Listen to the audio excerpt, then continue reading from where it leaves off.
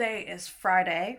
It is November 1st. It is the first official day of Nonfiction November. I decided to get a head start on some of my reading because I have way too many books that I want to get to this month.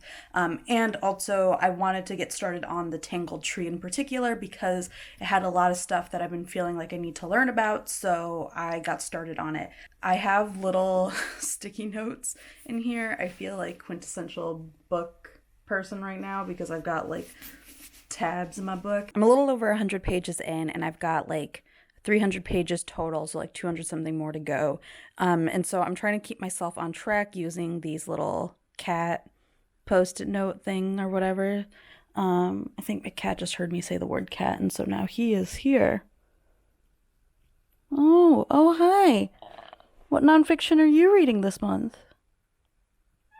So I have these little tabs every 50 pages or so to basically try to keep myself on track. I was supposed to get to this first tab like 2 days ago, so I'm not doing a good job.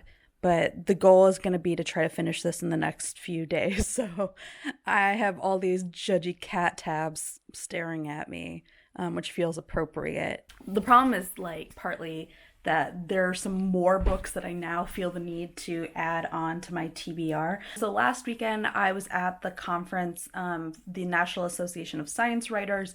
For context, if you're new to my channel, and I guess I haven't actually really talked about this on my channel too much, but I am a scientist turned science writer. My specialty is in multimedia, video, so working with video and podcast kind of stuff. And I'll talk about, I'm planning some videos kind of around that in the next few months. The point is that I was at the National Association for Science Writers last weekend, which was in Penn State. It was a very good conference. This is the third year that I've been, and it was a really helpful conference for me when I was making the transition out of grad school and into science writing. And it's been helpful for me now to sort of like think about different things in my writing, I guess. And there was this really, really good panel talking about, it was like part of a series of panels they had called Science and Science Writing. And this panel in particular was about race and genetics and how we write about these things. There were 3 people on this panel, all really, really good. One of them was Angela Saini, who has written Inferior, which I think is about the science of like how we talk about women. And she's also now recently published a book called Superior, which is about race science. And there were so many things in this panel that I like did not fully like grasp going into it. And it's weird because I feel like when it comes to book world or like pop culture, I feel like I have a certain like strongly held perspective on like what race is. And what this panel was about was like the scientific underpinnings, which is to say kind of the lack thereof. And that's like a thing that I have vaguely like understood, but this panel went more into like the specifics of what that meant. And Angela Saini in particular, because she's written this book, had a lot of really helpful language for how to think about these things. And so now I really, really, really want to read Superior. So that has like been added to my list and probably going to bump off some other books, which like, welcome to what it is to be on a TBR books. You're just going to get kicked off for other books at some point. So yeah, there's just a lot of reading that I need to start doing, which is why I need cat tabs. It's scientific.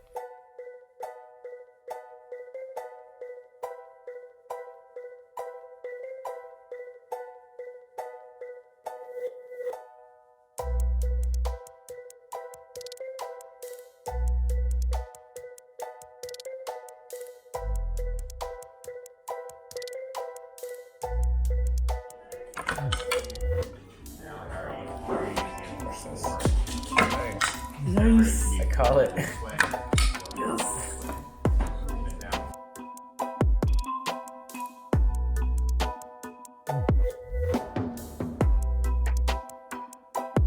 Oh, hey, cat.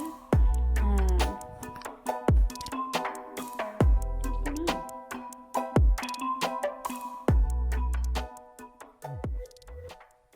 I feel like my bun looks kind of like a button right now. Anyway, so today is Monday. It is the afternoon. I've had like a pretty busy morning, coming off also a busy Sunday. I think it's the kind of schedule versus like my week was kind of front loaded and like towards the end of the week will hopefully be more chill. But tomorrow I also have to take my cat to the vet. I feel like I shouldn't say that out loud with him next to me because I'm kind of convinced he can understand, and I don't want to deal with him hiding. So, anyways, kind of moving back to the actual question at hand of like, how has my reading been going? I am currently on page 217 of The Tangled Tree. I would like to be on page 275, I think is my goal for today, so that I can like finish this book in the next 2 or 3 days. I'm not quite sure if that's gonna happen. We'll see. But I will say that I'm very glad that I'm reading this book. In terms of the like overview of science that it's giving me, I am really, really glad because it's kind of helping me to understand a lot of things that I've been like just needing to like kind of fully get that picture of. It's also interesting reading this book coming from the background that I've come from in terms of science. So my background is with working with engineering mammalian cells. So these are like human T cells for cancer therapies. So when I have thought about like microbes in the past, it's usually in relation to either like the fact that they're pathogenic or like, they might cause diseases, or because of I'm coming from genetic engineering, what kind of genes do they have? What kind of like things exist inside of their DNA or proteins or whatever that we can take advantage of for our own purposes. And so like, this isn't the right word to use it. It's almost like a dehumanizing way of looking at bacteria. They're not human, so I don't feel like particularly bad about it. In sense, like I don't feel like sad about it, but in terms of like missing out on like the richness of their lives, that is definitely a thing where I think if you're coming from that perspective, like that's a thing that happens. And so like working on some of the stuff that I've been working on and reading this book, it's been really cool to like kind of shift my thinking about bacteria, and not just bacteria, really like all microbes, and just to understand how much more there is to them. These are the tabs from my reading landmarks that I have made. I'm keeping them memorialized in my book. We're gonna treasure these moments, Kat, because tomorrow you're gonna hate me.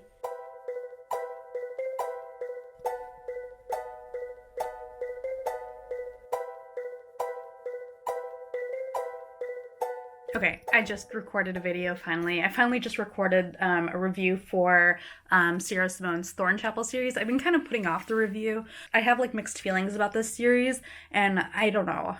It's like, it's more fun when I have like very strong feelings in either direction.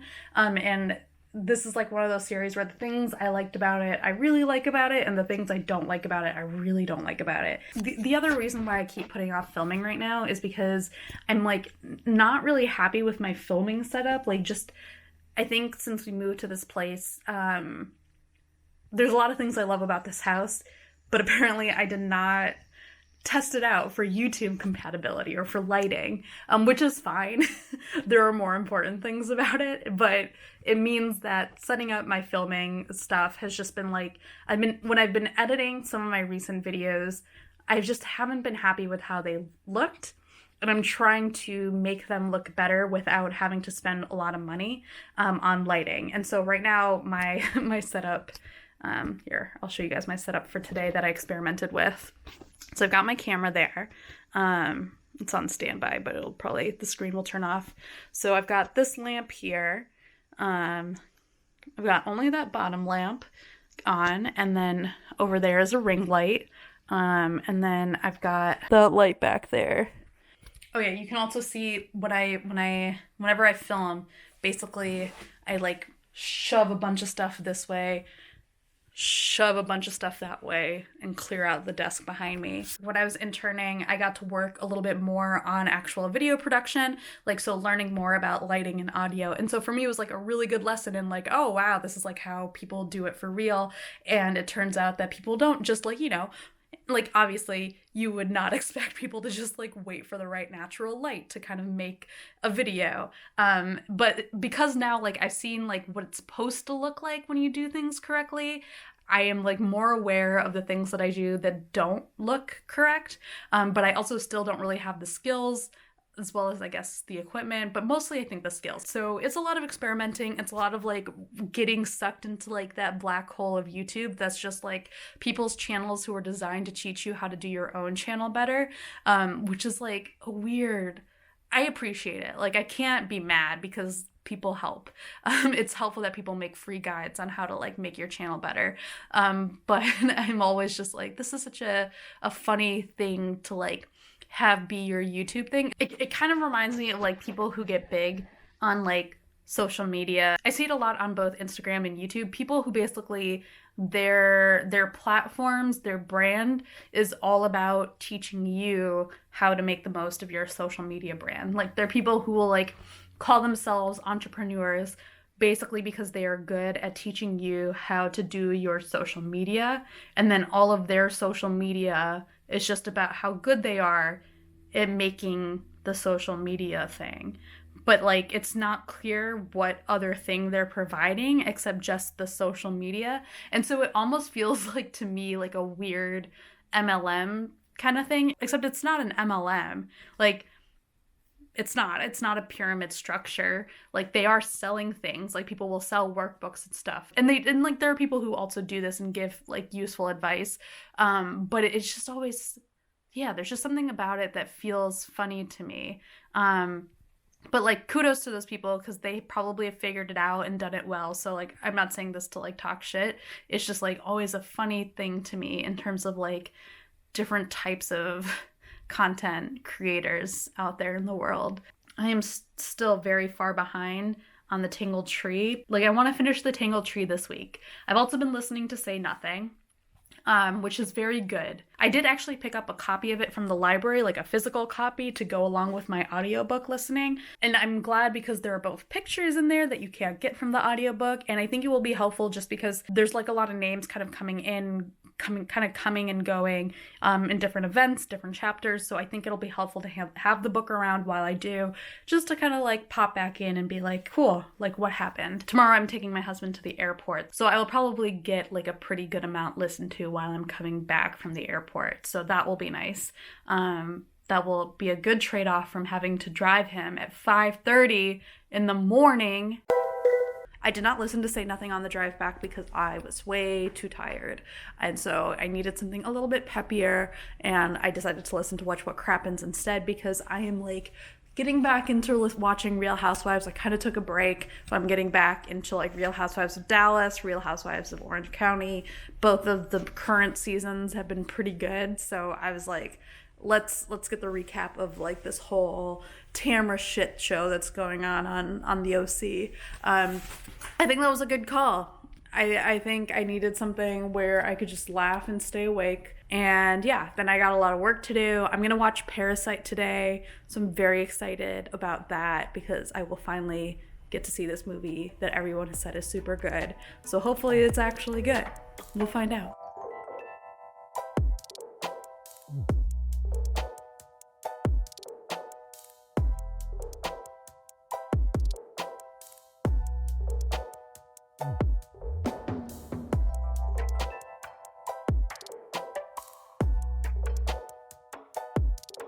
Okay, so I just finished watching Parasite. Well, actually, no, I'm lying. I went to Parasite and then went and bought some books from the local bookstore. But yes, I am now in my car post all of that, and it's really gross and raining and cold and everything. Anyway, so I just finished watching Parasite at the local indie theater. I'm excited because, like I keep saying, I've been waiting for it to get to this theater.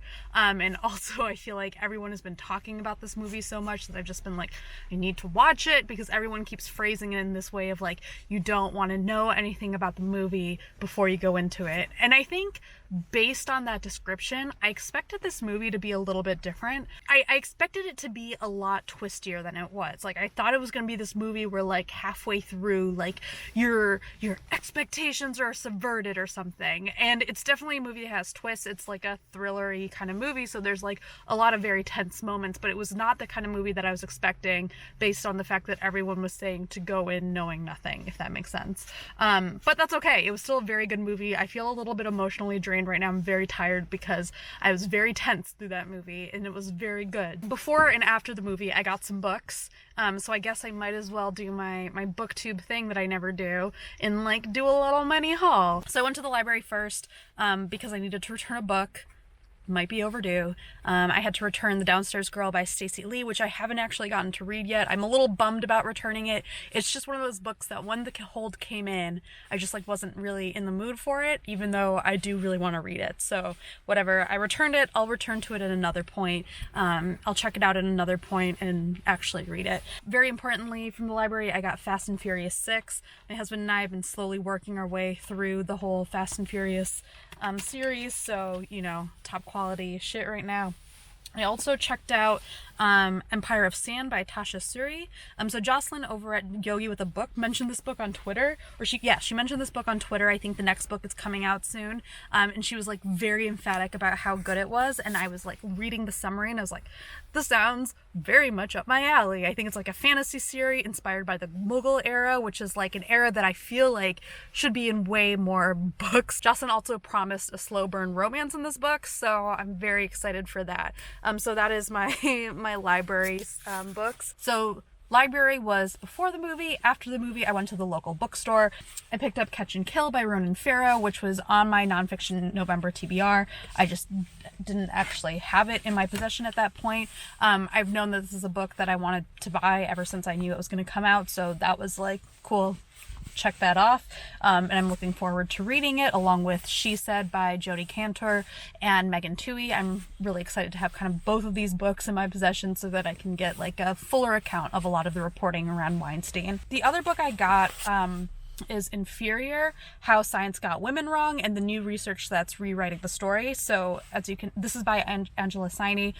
So yeah, I think you can kind of get what the book is from that subtitle. Inferior has been on my radar for a while. There's been a lot of movement by women scientists to get this book placed in classrooms so that like young girls can learn that a lot of that like supposed logic and reasoning around like shit that women are supposedly not able to do, basically understanding why that stuff is often just bad science. So unfortunately the local bookstore did not have Superior, but they did have Inferior, so I was like, well, you know what, I'm probably gonna get to that anyway, so I might as well get that now.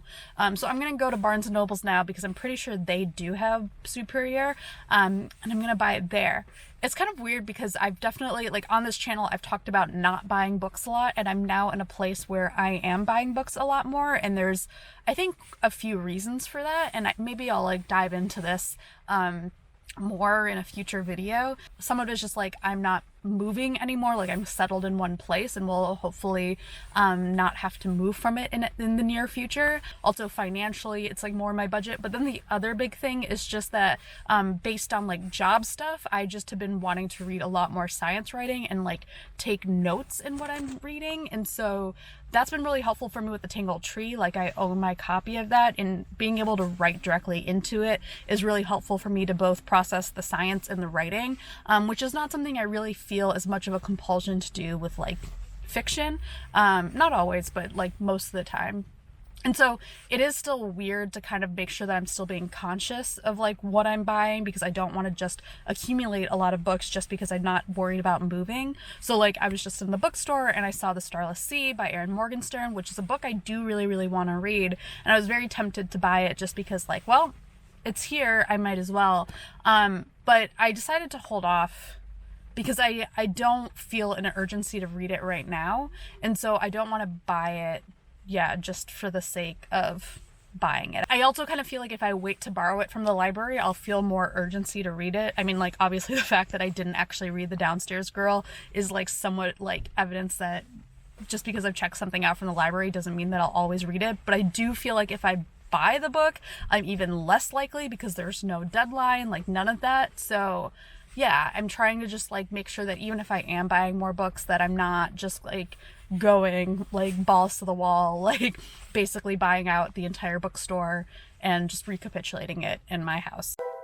Okay, so I'm getting ready to go out. It's Friday. I feel like I've been going out so much this week, which like because I work from home, like pretty much I only go out to go to the gym and to like run errands and stuff, but like I don't like have a workplace. My workplace is downstairs. And so I think like a lot of people who work from home, I can go like very long periods of time without like actually going outside. And today, for lunch, I'm meeting up with someone I met at a conference last week, which I'm excited about because I feel like I need to, like, I went into this conference, like, and one of my goals was like, hey, why don't you try to find someone who lives in your area?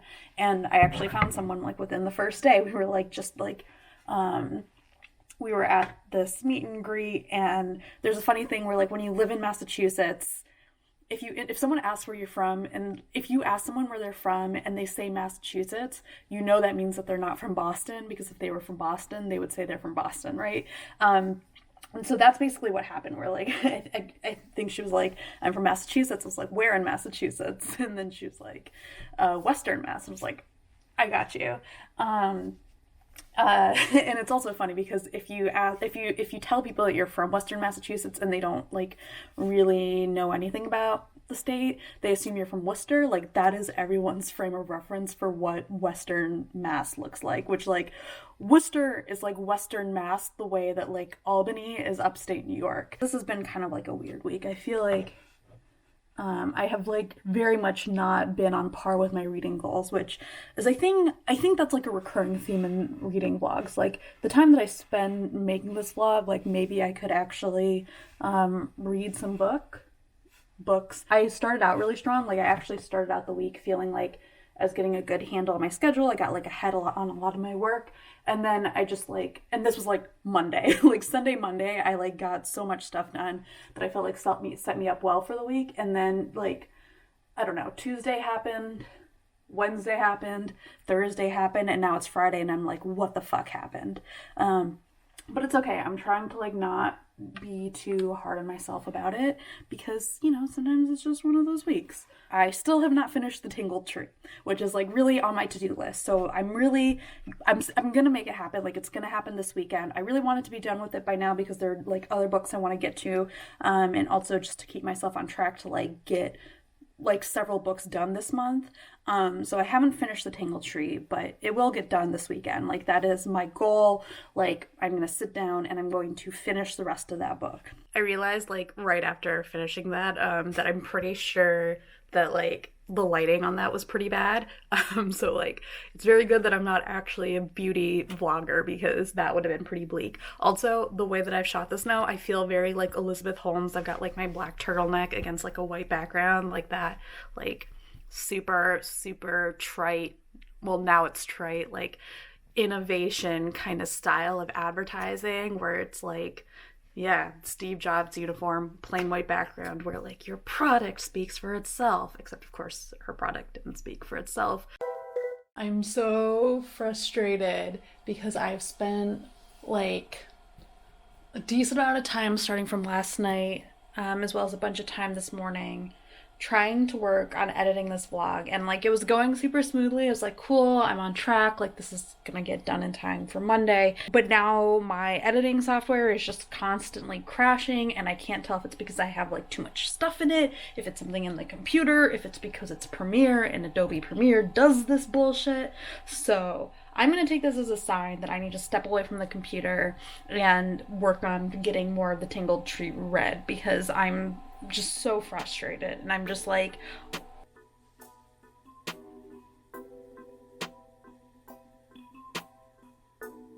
so I've come to a realization, it's like a very minor epiphany, that I am trying to force myself to finish The Tangled Tree too quickly. And it's because like I have in my head that I need to finish The Tangled Tree before I can move on to anything else. And so I'm reading this book in part to learn, but it's learning that is related to my work. And so sometimes that means that reading it is beginning to feel like work, and that makes it less fun to read. Or it also just makes it so that like my brain does not want to engage with it just because like I'm reaching a point where I'm allergic to the word microbe, or bacteria, or whatever it is. So I think the conclusion that I've come to at the end of this week is that I need to kind of rework my strategy, that makes it sound fancier. Basically, just let myself read The Tangled Tree a little bit slower and just also read the other books that I have. So I realized this today because I was like just so frustrated with my editing software, and I was trying to read The Tangled Tree, and I was just like, it's not happening right now. Like, I want to read something. I don't want